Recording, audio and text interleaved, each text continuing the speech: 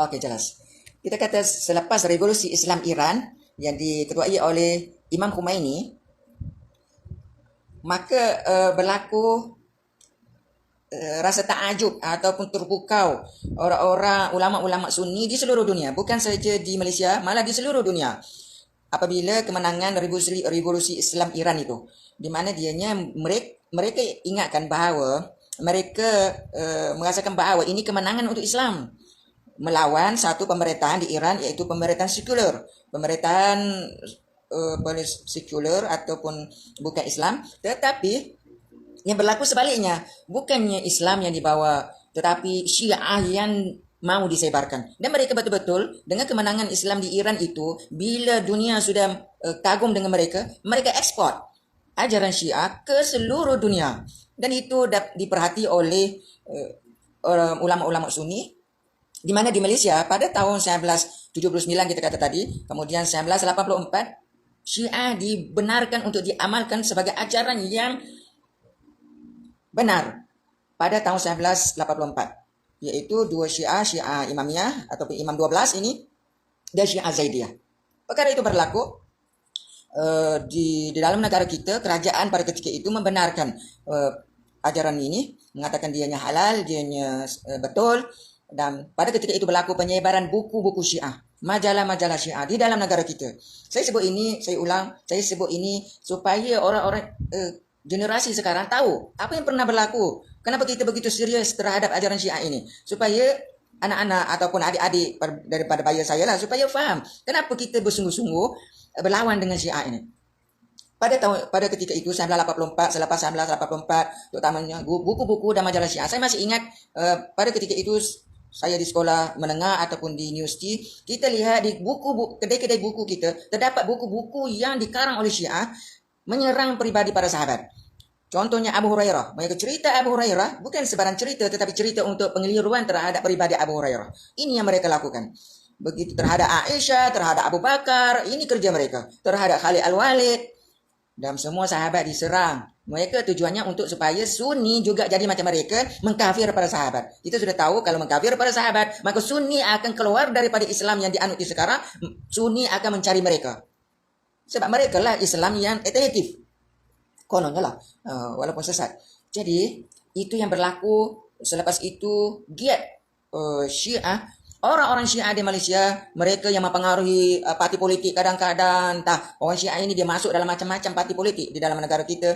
Mereka membina madrasah-madrasah di di Perak, di Kelantan. Mereka berada di madrasah-madrasah. Ada madrasah-madrasah di Melaka dan sebagainya itu. Ada di antara madrasah itu memang diurus oleh mereka. Senang cakap madrasah mereka lah pada ketika tahun 80-an itu, di mana mereka menghantar anak-anak orang Islam di Malaysia, anak-anak orang kita ahli sunnah wal jamaah Sunni dihantar ke Iran, dihantar ke Iraq, dihantar ke Pakistan.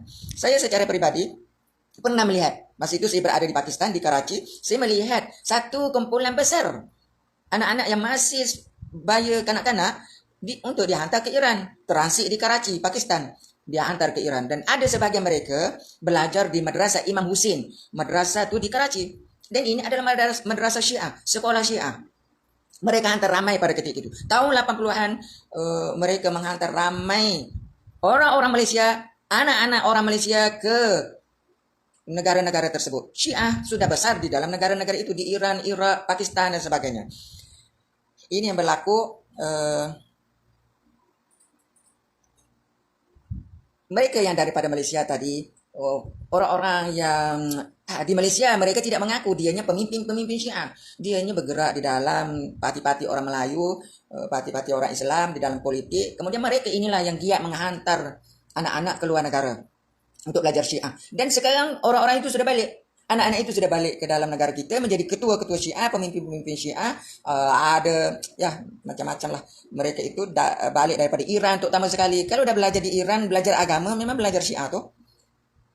Kemudian kita dapati selepas mereka berbuat begitu, ramai. Semasa saya berada di Pakistan pun, kita melihat berulang kali pemimpin-pemimpin di dalam negara kita yang pergi ke Iran kunjungan politik lah macam-macam program itu dengan pakaian Syiah sudah macam dengan apa nih serbannya warna hitam, jubahnya warna hitam, berkali-kali pergi ke Iran. Dan saya dimaklumkan oleh di antara yang pernah pergi ke Iran seperti Datuk Dr. Datuk Dr. Haruddin arwah Datuk Dr. Haruddin. Beliau menyatakan bahawa mereka dapat sponsor, ulama-ulama kita, ustaz-ustaz kita dihantar ke Iran, mereka dapat sponsor daripada Iran. Beliau pernah bercerita bahawa ada yang pergi sekali, kemudian kali kedua dia tak mau pergi. Ataupun dua kali, kali ketiga dia tak mau pergi. Tetapi ada yang pergi berkali-kali. Yang itu Dr. Haruddin kata kebanyakan memang temakan dengan Syiah.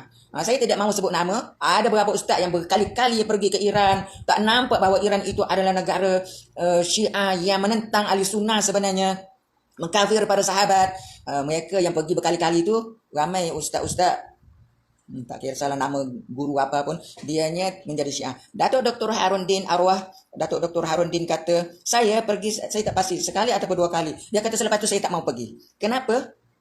Okey, betul. Sangat membimbangkan. Kenapa dia tidak mau pergi? Ini penjelasan Datuk Dr. Haruddin sebagai saksi yang ketika itu dalam YouTube masih ada. Beliau menyatakan bahawa selepas itu saya tidak mau pergi. Saya bertanya kepada mereka, tertanya-tanya dalam fikiran lah. Datuk Dr. Haruddin kata, orang Syiah ni kata mereka mendakwa bahawa ada Quran 17,000 ayat. Dia membaca.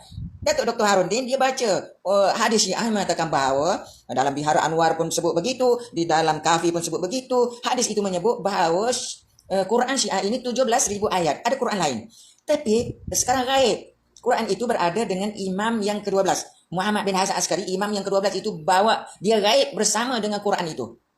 Datuk Dr. Haruddin kata, saya terfikir bagaimanalah apa tujuannya Quran itu kalau gaib kemudian dia akan dibawa datang semula nanti selepas nak kiamat. Apabila nak kiamat suatu ketika nanti akan dibawa datang semula Quran itu. Untuk apa? Datuk Dr. Haruddin kata untuk apa? Kalau Quran itu yang dibawa pergi gaib bersama dengan imam itu adalah untuk rujukan umat Islam, dia tidak pergi gaib, dia mestinya berada bersama umat Islam. Jadi Ustaz panggil Datuk Dr. Haruddin kata, aku tidak boleh terima itu. Yang itu satu aku tidak boleh terima dan banyak perkara sebenarnya dia tidak boleh terima. Dia dah nampak itu Syiah, agama itu ada masalah. Jadi dia pun tidak pergi selepas itu. Dia kata, maka saya dalam cerita dia, saya tidak menjadi Syiah.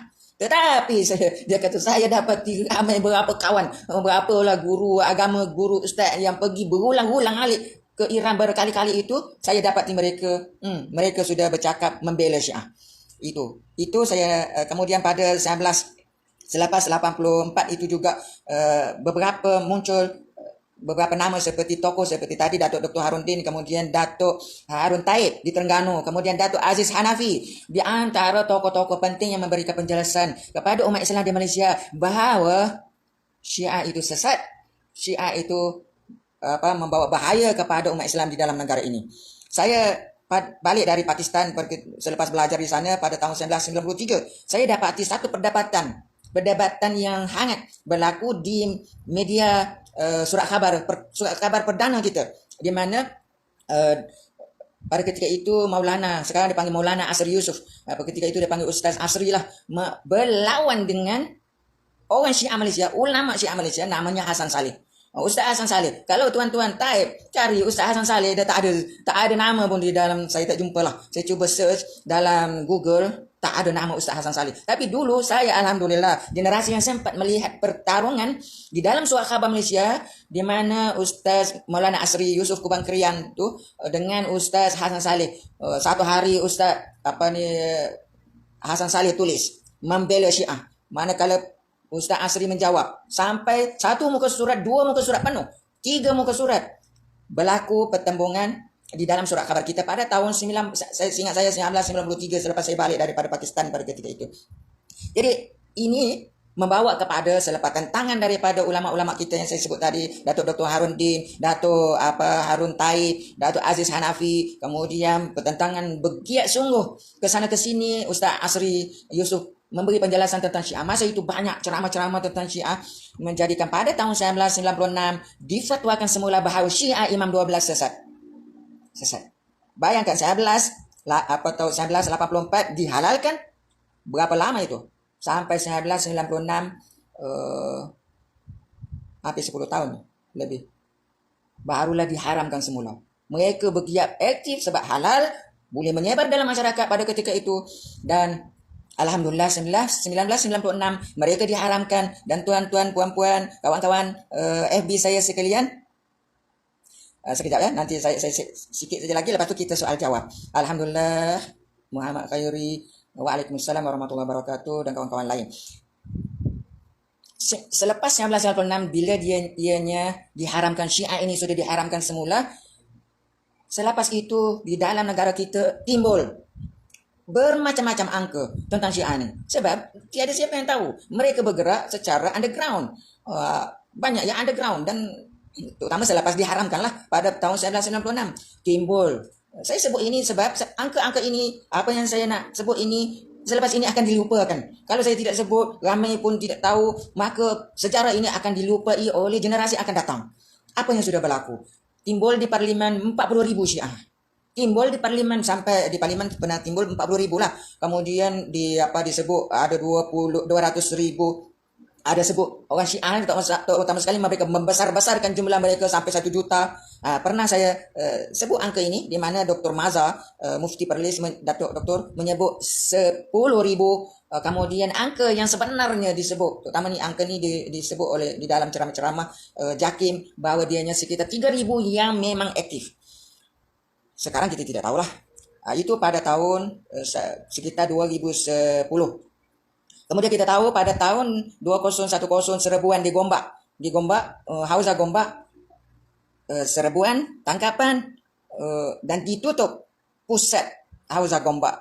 Ataupun Hauza ini adalah pusat pendidikan mereka di Gombak. Kemudian pada ketika itu saya sempat mendengar, dan sekarang saya rasa video itu masih ada, Ustaz Kamil Zuhairi Abdul Aziz. Ini sebab dia pernah timbul dan pernah mengaku memang dialah ketua Syiah Malaysia pada ketika itu. Beliau telah memberi penjelasan tentang, Masya Allah, Syiah ini adalah daripada diketuai oleh Ja'far Shadiq, dipelopori oleh Ja'far Shadiq. Dianya juga disebut sebagai Syiah Ahlul Bait, sama dengan Sunni, macam-macam lah. Dia sebut bahawa pada ketika itu, ya, ada yang tahu, ada tidak tahu bahawa Syiah ini sebenarnya manis, tanam tebu di bibir mulut saja.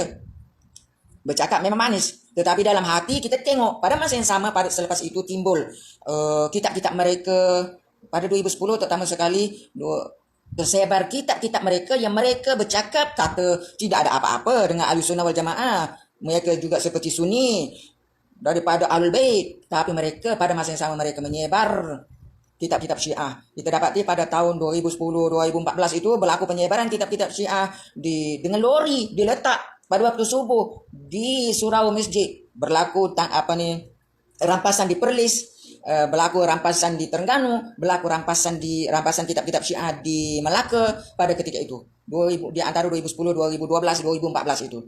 Jadi mereka pada ketika itu ada satu dipanggil air ECPI, milik Syiah. Mereka menggunakan syarikat ini untuk sebar deklarasi aman. Deklarasi aman ini di Jordan ini, yang pernah berlaku satu deklarasi di Jordan 2004 menyatakan bahawa ada sebarlah. Itu dikira deklarasi dunia yang menjadi modal untuk mereka menyatakan bahawa Syiah Imamiyah ini dalam deklarasi itu, dalam pengisyaharan di aman itu, bahawa Syiah Imamiyah atau Syiah Imam 12 ini boleh diamalkan, tidak sesat. Tetapi sebenarnya deklarasi itu bila diteliti, masa itu Datuk Abdullah Ahmad Badawi, PM kita, ada bersama di sana. Kemudian dia kata ada juga arwah Datuk yang baru wafat ini, Qaradawi, Dr. Yusuf Qaradawi, juga semuanya ada di deklarasi itu. Pengisyarat itu menyatakan Syiah boleh. Tapi rupa-rupanya yang dibolehkan, disebut boleh, yang ditandatangan itu adalah ada bersyarat, yaitu sekiranya tidak bercanggah dengan usul-usul, asas-asas akidah Ahlussunnah wal Jamaah. Tapi apa yang berlaku? Sebaliknya, mereka ingkar apa yang dideklarasi itu. Itu mereka mengkafirkan, masih meneruskan buku-buku mereka, mengkafirkan sahabat. Mereka sepatutnya tidak boleh menyebar Syiah di dalam negara-negara umat Islam. Mereka menyebar Syiah ke Mesir, ke tempat Dr. Yusuf Al-Qaradawi sendiri, disebarnya di Malaysia. Jadi sebenarnya deklarasi itu hanya semata-mata untuk kaburkan mata orang-orang Sunni bahawa Syiah ini tidak sesat. Sebenarnya itulah yang berlaku. Kemudian pernah pada 2010 pertubuhan Syiah Malaysia ini, yang Syiah sekarang, mereka pernah berusaha untuk tubuh pertubuhan Syiah Malaysia, sehingga hantar memorandum kepada Agong, hantar memorandum kepada Perdana Menteri, tetapi yang saya tahu saya lah memang tidak dilayan, dan pertubuhan itu adalah haram. Sampai sekarang mereka tidak ada pertubuhan yang sah di dalam negara kita. Begitu juga di Gombak, mereka pernah berusaha untuk buat satu pusat Syiah besar bernilai 40 juta, tetapi sudah dapat dikesan, sudah ada tanahnya untuk dibuat projek itu, tapi ianya dapat dikesan dan tidak diluluskan. Begitu juga selepas itu 2015, inilah 2015 kita dapati kesan daripada perjuangan. Saya kata tajuk kita ini adalah Syiah dapat dibendung. Setakat ini alhamdulillah saya kata bendung ini apabila bandingkan dengan apa yang berlaku di Indonesia, jiran kita Indonesia. Mereka sudah tidak dapat berbuat apa-apa lagi, sudah terlalu besar jumlah Syiah di sana. Begitu juga dengan di Thailand itu sampai daripada lama sudah, dan sekarang mereka juga satu Thailand itu mereka sudah menyebar, kemudian di mana ya, di Singapura, di Filipina, Syiah sudah merebak banyak di sana. Tetapi di dalam negara kita dapat dibendung. Tetapi walaupun dapat dibendung, kita perlu ingat bahawa kalau kita tidak tahu sejarah perjuangan kita menentang Syiah, umat Islam di dalam negara ini menentang Syiah, sehingga ke tahap ini kita bimbang. Kalau kita lupa sejarah, kita tidak terus mempertahankan perjuangan ini. Kita sebut pada selepas 2015, kita dapati banyak negeri-negeri di dalam negara kita, 14 buah negeri hampir keseluruhan seingat saya sudah wartakan bahawa Syiah itu haram dan pertubuhannya haram. Mereka tidak boleh menyebar. Kalau mereka menyebar, buku-buku dirampas, mereka tidak boleh menyampai berceramah atau membuat program-program terbuka penyebaran, dan mereka boleh ditangkap dan berlaku tangkapan di sana sini terhadap mereka. Tetapi ini mungkin satu cabaran kepada kita. Saya dapati 2019 yang lepas masih ada pendekar-pendekar mereka yang berusaha untuk supaya fatwa kebangsaan yang mengharamkan Syiah 1996 itu dikaji semula. Ini jelas di antaranya pendekar-pendekar mereka, suara daripada pendekar mereka yang bertaraf, saya senang cakap taraf pemimpin-pemimpin negara ada. Itu suara yang saya dapatkan nanti itu adalah suara Syiah sebenarnya. Sebab itu suara untuk mengkaji semula fatwa yang mengatakan Syiah sesat. Siapa? Kalau tidak di kalangan mereka. Tetapi saya dapati ada juga di kalangan orang Sunni yang menjadi simpati. Saya kata simpati tak kena tepat. Apabila bagi saya mungkin diperalatkan, dipujuk, dirayu oleh orang-orang Syiah, dianya orang Sunni, supaya membawa suara supaya fatwa kebangsaan 1996 itu dikaji semula, dibuat perubahan. Jadi saya nampak ada cabaran yang besar itu apabila ada orang Syiah yang masih berjuang untuk menghalalkan semula Syiah, untuk menyatakan Syiah tidak sesat, dan ada pula pemimpin Sunni yang tertipu begitu. Saya ada dengar sayut-sayut lah, ada kedengaran bahawa yang nak menghalalkan Syiah itu kalau dia Sunni, katanya dipengaruhi oleh saudara maranya yang sudah Syiah. Saudara maranya itulah yang pujuk dia supaya bercakap pasal mengubahkan semula fatwa kebangsaan supaya Syiah menjadi boleh diamalkan semula.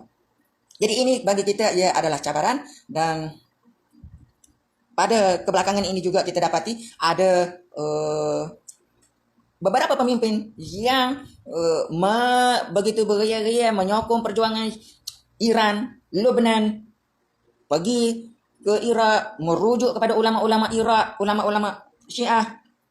Saya dapati mereka ini sudah dibongkar di dalam negara kita, dipanggil pembongkaran melalui bukti-bukti tadi, melalui qara'in, dia panggil dalam bahasa syariah, dia panggil qara'in, bukti-bukti. Mereka ini mereka ini melazimi tempat-tempat Syiah, melazimi pemimpin Syiah, berkunjung ke negara-negara Syiah. Begitu juga ada di antara mereka yang di dalam FB mereka pribadi yang promosi Syiah jelas, dan alhamdulillah mereka ini sudah delete semula memadam di FB mereka.